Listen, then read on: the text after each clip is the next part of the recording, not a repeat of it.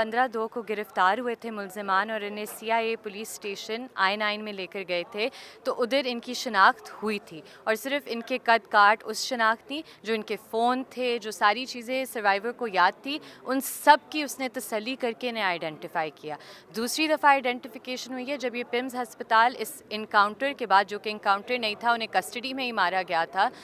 उस वक्त वो पिम्स हस्पताल जाकर बाकायदा फिर से आइडेंटिफिकेशन की। तो ये कॉन्फर्मेशन है कि जी यही थे मुल्ज़िमान। अब सवाल सिर्फ इतना सा रहता है कि आपने मुल्ज़िमान सक्सेसफुली पकड़ लिए थे, आप किससे छुपा रहे हैं, किस इन्फॉर्मेशन को, किस शख्स को छुपा रहे हैं कि आपने उन्हें मार दिया? पुलिस ऑफिशियल्स हैं जो ये समझते हैं कि क्योंकि अदालतों में एक लंबा अरसे तक ये केस चलेंगे और औरतों को इंसाफ नहीं मिलेगा और वहाँ औरतों का डबल मतलब वहाँ पे भी जिस तरह से इन्वेस्टिगेशंस होती हैं,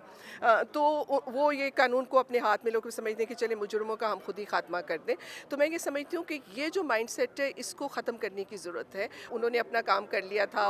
जो मेडिकल वगैरह हो गया था, एक पूरा DNA हुआ था, तो वो सारी एविडेंस को लेके ज़ाहिर है कि वो केस जो है फिर वो कोर्ट में जाना चाहिए था। ये अब उस पे